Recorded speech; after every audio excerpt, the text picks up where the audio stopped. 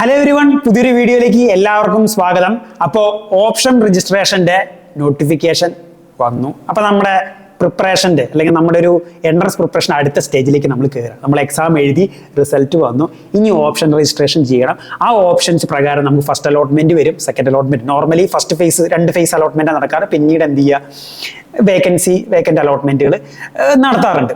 Okay, അപ്പോൾ option registration എന്ന് പറഞ്ഞാൽ ശ്രദ്ധിച്ച് ചെയ്യേണ്ട ഒരു കാര്യമാണ്. ഓക്കെ, അത് കൃത്യമായിട്ട് ചെയ്യണം. ഓപ്ഷൻ രജിസ്ട്രേഷൻ ഉള്ള മെയിൻ ആയിട്ടുള്ള ഒരു കാര്യമാണ്. അപ്പോൾ നിങ്ങൾ ഓപ്ഷൻ രജിസ്ട്രേഷൻ ചെയ്യുന്നതിന് മുന്നേ കൃത്യമായിട്ട് ഏതൊക്കെ ലോ കോളേജാണ് കേരളത്തിലുള്ളത്. ഇപ്പം നിങ്ങൾ ഗവൺമെന്റ് മാത്രമേ നോക്കുന്നുള്ളൂ, നോ പ്രശ്നം, ഒരു പ്രശ്നമില്ല, നിങ്ങൾ അത് മാത്രം ഫോക്കസ് ചെയ്യുന്നത്.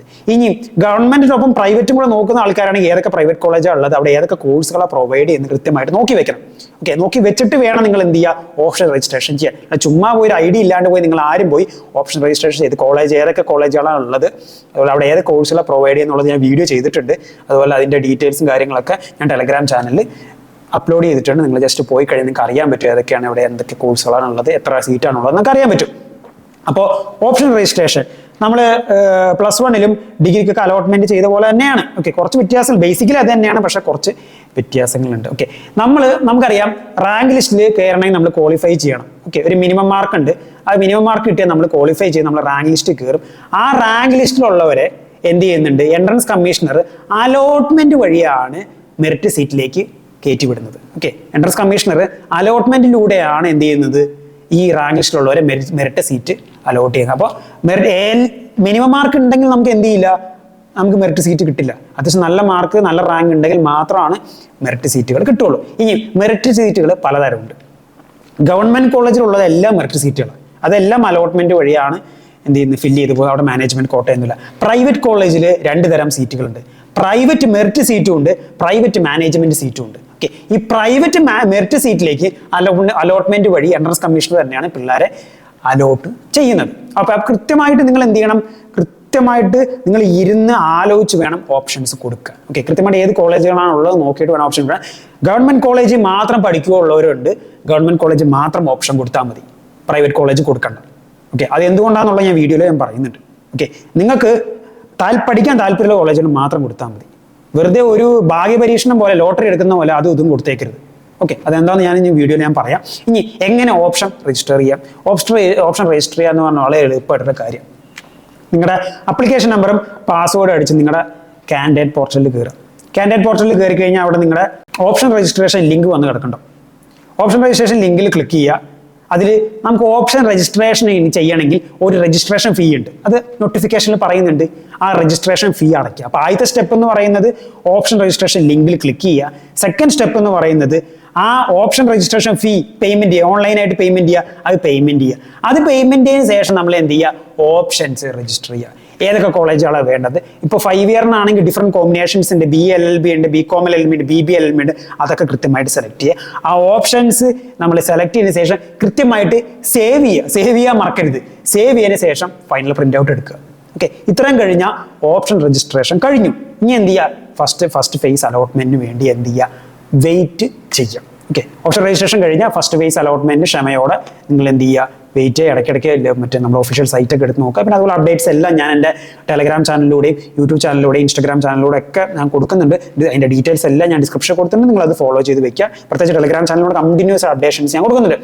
ഓക്കെ, അപ്പോൾ ഓപ്ഷൻ രജിസ്ട്രേഷൻ ഇങ്ങനെയാണ് ചെയ്യേണ്ടത്. അപ്പോൾ നിങ്ങൾ കൃത്യമായിട്ട് നോക്കി ശ്രദ്ധയോടെ ഇരുന്ന് നോട്ടിഫിക്കേഷൻ വാച്ച് ചെയ്യുക. ഇനി ഓപ്ഷൻ രജിസ്ട്രേഷൻ സമയത്ത് ശ്രദ്ധിക്കേണ്ട കുറച്ച് കാര്യങ്ങളുണ്ട്. അത് കൃത്യമായിട്ട് നിങ്ങൾ ശ്രദ്ധിച്ചു പോവുക.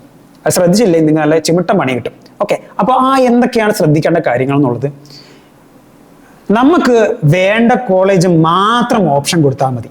നമുക്കൊരു കോളേജ് താല്പര്യം ഇല്ലെങ്കിൽ അത് ഓപ്ഷനായിട്ട് കൊടുത്തേക്കരുത്. കാരണം ഫസ്റ്റ് അലോട്ട്മെന്റ് കിട്ടുന്ന കോളേജിൽ നമ്മൾ എന്തായാലും പോയി ചേരണം. അയ്യോ, ഈ കോളേജ് എനിക്ക് ഇഷ്ടമല്ല, ഞാൻ ചേരാൻ പോകില്ല. അങ്ങനെ ഫസ്റ്റ് അലോട്ട്മെന്റ് കിട്ടിയ കോളേജിൽ ചേർന്നില്ലെങ്കിൽ നമ്മളെ അലോട്ട്മെന്റ് മൊത്തത്തിൽ ക്യാൻസൽ ആവും. നമ്മളെ സെക്കൻഡ് അലോട്ട്മെന്റിനോ തുടർന്നുള്ള അലോട്ട്മെന്റ് ഒന്നും നമ്മളെ പരിഗണിക്കില്ല. അപ്പോൾ ഫസ്റ്റ് അലോട്ട്മെന്റ് കിട്ടിയ കോളേജിൽ നമ്മൾ പോയി അഡ്മിഷൻ എടുക്കണം. അഡ്മിഷൻ എടുത്തു കഴിഞ്ഞ് കഴിഞ്ഞാൽ പിന്നെ നമുക്കൊരു ഓപ്ഷൻ കൺഫർമേഷൻ എന്ന് പറഞ്ഞ പരിപാടിയുണ്ട്. അതായത് സെക്കൻഡ് അലോട്ട്മെന്റിന് മുന്നേ എൻട്രൻസ് കമ്മീഷൻ നോട്ടിഫിക്കേഷൻ ഇറക്കും ഓപ്ഷൻ കൺഫേം ചെയ്യാൻ വേണ്ടി. എന്നിട്ട് ആ കൺഫേം ചെയ്ത ഓപ്ഷൻസ് വെച്ചിട്ടായിരിക്കും സെക്കൻഡ് അലോട്ട്മെന്റ് റിലീസ് ചെയ്യുക. ഓക്കെ, ഓപ്ഷൻ കൺഫേം ചെയ്തില്ലെങ്കിൽ സെക്കൻഡ് അലോട്ട്മെന്റ് നമ്മളെ പരിഗണിക്കില്ല നമ്മളെ. അപ്പോൾ കൃത്യമായിട്ട് ഫസ്റ്റ് അലോട്ട്മെന്റ് കഴിഞ്ഞ് ആ കിട്ടിയ കോളേജിൽ പോയി ചേർന്ന്, കിട്ടിയില്ലെങ്കിൽ കുഴപ്പമില്ല, കിട്ടിയ കോളേജിൽ പോയി ചേർന്ന് ഓപ്ഷൻ കഴിഞ്ഞിപ്പോൾ ഫസ്റ്റ് അലോട്ട്മെന്റ് കഴിഞ്ഞ് നിങ്ങൾ വേറെ ഹയർ ഓപ്ഷൻസ് നോക്കുന്നുണ്ട്, വേറെ കോളേജാണ് നിങ്ങൾ താല്പര്യമെങ്കിൽ സെക്കൻഡ് അലോട്ട്മെന്റ് ഓപ്ഷൻ കൺഫേം ചെയ്ത് സെക്കൻഡ് അലോട്ട്മെന്റിന് വേണ്ടി വെയിറ്റ് ചെയ്യുക. അപ്പോൾ അതാണ് മെയിൻ ആയിട്ടുള്ള കാര്യം. പിന്നെ എത്ര ഓപ്ഷൻസ് വേണമെങ്കിലും കൊടുക്കാം, അതിനൊന്നും ഒരു ലിമിറ്റും കാര്യങ്ങളും, പക്ഷെ കൃത്യമായിട്ട് അറിഞ്ഞ് പ്ലാൻ ചെയ്ത് ഓപ്ഷൻസ് കൊടുക്കുക, വെറുതെ പറന്ന് കൊടുക്കാൻ നിൽക്കരുത്. ഓക്കെ, അപ്പോൾ അത് കൃത്യമായിട്ട് നോക്കാം. പിന്നെ മറ്റൊരു കാര്യം ശ്രദ്ധിക്കണം, ഇതൊരു പ്രയോറിറ്റി ബേസിസ് ആണ് അലോട്ട്മെന്റ് എന്ന് പറയുന്നത്. ഓക്കെ, ഈ ഏകജാലകം എന്ന് പറയുന്നത് ഒരു പ്രയോറിറ്റി ബേസിസ് ആണ്. നിങ്ങൾക്ക് ഏറ്റവും വേണ്ട കോളേജ്, ഇപ്പം നിങ്ങൾക്ക് ഒരു കോളേജ്, ഈ കോളേജാണ് എനിക്ക് പഠിക്കാൻ ഏറ്റവും താല്പര്യം, അത് ഫസ്റ്റ് പ്രയോറിറ്റി, ഫസ്റ്റ് ഓപ്ഷനായി കൊടുക്കുക, അതാണ് ഫസ്റ്റ് പ്രയോറിറ്റി. എന്നിട്ട് സെക്കൻഡ് അലോട്ട്മെന്റ് അടുത്ത കോളേജ് കൊടുക്കുക, അങ്ങനെ കൊടുക്കുക. നിങ്ങളോട് എനിക്ക് പറയാനുള്ള കാര്യം എന്ന് വെച്ച് കഴിഞ്ഞാൽ, നിങ്ങൾക്ക് എത്ര കുറവുള്ള റാങ്ക് ആണെങ്കിലും, എത്ര റാങ്ക് നിങ്ങൾ ലിമിറ്റഡ് ആണെങ്കിലും, നിങ്ങൾ ആദ്യത്തെ 4 ഓപ്ഷൻസ് ഗവൺമെന്റ് കോളേജ് കൊടുക്കുക. നിങ്ങൾക്ക് എത്ര കുറവുള്ളവരാണെങ്കിലും ആദ്യത്തെ 4 ഓപ്ഷൻസ് നിങ്ങൾ ഗവൺമെന്റ് കോളേജ് കൊടുക്കുക. എന്നിട്ട് അതിന് ശേഷം പ്രൈവറ്റ് കോളേജ് നിങ്ങൾക്ക് വേണ്ടേ, നിങ്ങൾക്ക് പ്രിഫറബിൾ ആയി തോന്നുന്ന പ്രൈവറ്റ് കോളേജും ഓപ്ഷനായി കൊടുക്കുക. ആ പ്രയോറിറ്റി ബേസിസ് ആയിരിക്കണം ഓപ്ഷൻ കൊടുക്കണ്ടാവുക. ഓക്കെ, ആ പ്രയോറിറ്റി ബേസിസ് ആയിരിക്കും അലോട്ട്മെന്റ് ചെയ്യണ്ടാവുക. ഇപ്പോൾ ഒരു എക്സാമ്പിൾ ഞാൻ പറയാം. ഇപ്പോൾ നോർമലി കുട്ടികൾ ചെയ്യുന്നത് തെറ്റാണ്. ആദ്യത്തെ 4 ഗവൺമെന്റ് കോളേജ് കൊടുത്തു, പിന്നെ ഒരു 4 പ്രൈവറ്റ് കോളേജ് കൊടുത്തു, അപ്പോൾ ടോട്ടൽ 8 ഓപ്ഷൻസ് കൊടുത്തു. അതിലെ ഫസ്റ്റ് അലോട്ട്മെന്റിൽ 5ാമത്തെ ഓപ്ഷൻ കിട്ടി, ഒരു പ്രൈവറ്റ് കോളേജാണ്, 5ാമത്തെ ഓപ്ഷനായ പ്രൈവറ്റ് കോളേജിൽ കിട്ടി. പിന്നെ സെക്കൻഡ് അലോട്ട്മെന്റിൽ വരുമ്പോൾ ആ 5ന്റെ മുകളിലേക്കുള്ള ഓപ്ഷൻസാ പരിഗണിക്കുള്ളൂ. 4, 3, 2 ഒന്നാ പരിഗണിക്കുള്ളൂ, 5ന്റെ താഴേക്ക് വരില്ല. അതാണ്, നമുക്കൊരു ഓപ്ഷൻ കിട്ടിക്കഴിഞ്ഞാൽ ആ ഓപ്ഷന്റെ മേളിലേക്കുള്ളത് മാത്രമാണ് പരിഗണിക്കുള്ളൂ, താഴേക്ക് വരില്ല. ഓക്കെ, 5ാമത്തെ ഓപ്ഷൻ ഫസ്റ്റ് അലോട്ട്മെന്റ് കിട്ടിയ സെക്കൻഡ് അലോട്ട്മെന്റ് 4, 3, 2, 1 കിട്ടുള്ളൂ, 6, 7 കിട്ടില്ല. അപ്പൊ നിങ്ങൾ അത് പ്രത്യേകം ശ്രദ്ധിക്കണം. ഏറ്റവും പ്രയോറിറ്റി ആയി ഉള്ള ഓപ്ഷൻസ് മാത്രം ആദ്യം കൊടുക്കുക. നിങ്ങൾക്ക് അത്രയും പഠിക്കാൻ താല്പര്യമുള്ള എന്ത് ചെയ്യുക, കോളേജുകൾ ആദ്യം കൊടുക്കുക. എന്നിട്ട് അത് ആദ്യം കൊടുത്തതിന് ശേഷം മാത്രം പിന്നീടുള്ള ഓപ്ഷൻസ് കൊടുക്കുക. ഇനി നിങ്ങൾക്ക് ഏറ്റവും പ്രിഫറബിൾ ആയ, ഏറ്റവും പഠിക്കാൻ ആഗ്രഹമുള്ള ഓപ്ഷൻ 5ാമത് കൊടുത്തിട്ട് നിങ്ങൾക്ക് 4ാമത്തെ ഓപ്ഷൻ കിട്ടിക്കഴിഞ്ഞാൽ പെട്ടു, പിന്നെ നമ്മൾ 5ലേക്ക് പോവില്ല.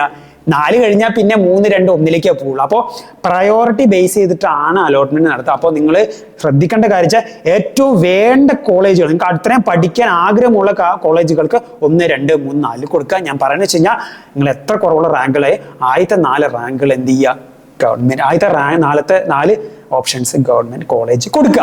പ്രത്യേകം ശ്രദ്ധിക്കണം, അലോട്ട്മെന്റ് കൊടുക്കുന്ന പ്രക്രിയ എന്ന് പറയുന്നത് പ്രധാനപ്പെട്ട ഒരു പീരീഡ് ആണ്. കാരണം ആ ഓപ്ഷൻസ് കൃത്യമായിട്ട് കൊടുക്കുന്നതിനനുസരിച്ചാണ് നമ്മൾ അലോട്ട് ചെയ്യുക നമ്മളെ. പിന്നെ അതുപോലെ തന്നെ എല്ലാവരും മനസ്സിലാക്കേണ്ട ഒരു കാര്യം, ഫസ്റ്റ് അലോട്ട്മെന്റ് കഴിഞ്ഞു, ആ കോളേജിൽ കിട്ടി, നമ്മളവിടെ പോയി ചേർന്ന്, അത് കഴിഞ്ഞാൽ സെക്കൻഡ് അലോട്ട്മെന്റിന് മുന്നേ ഓപ്ഷൻ കൺഫർമേഷൻ ഉണ്ട്, കൺഫർമേഷൻ ചെയ്താലാണ് സെക്കൻഡ് അലോട്ട്മെന്റ് പരിഗണിക്കുള്ളൂ. പിന്നെ ഈ അലോട്ട്മെന്റായി ബന്ധപ്പെട്ടുള്ള ഫർദർ ആയിട്ടുള്ള ഡീറ്റെയിൽസും കാര്യങ്ങളൊക്കെ വീഡിയോ ആയിട്ട് നമ്മൾ ചെയ്യുന്നുണ്ട്. അപ്പോൾ നിങ്ങൾ വെയിറ്റ് ഫോർ ദ കണ്ടന്റ്. നമ്മൾ അതുകൊണ്ട് അപ്ഡേറ്റ്സ് എല്ലാം നമ്മൾ ടെലഗ്രാം ചാനൽ വഴി, ഇൻസ്റ്റാഗ്രാം വഴിയൊക്കെ നമ്മൾ കൊടുക്കുന്നുണ്ട്. അപ്പോൾ എല്ലാവരും കണ്ടന്റിന് വേണ്ടി വെയിറ്റ് ചെയ്യുക. അപ്പോൾ ഈ കണ്ടന്റ് ഹെൽപ്ഫുൾ ആയെങ്കിൽ ഉറപ്പായും സപ്പോർട്ട് ചെയ്യുക, ലൈക്ക് ചെയ്യുക, കമന്റ് നിങ്ങളുടെ ഫ്രണ്ട്സിനൊക്കെ ഷെയർ ചെയ്ത് കൊടുക്കുക.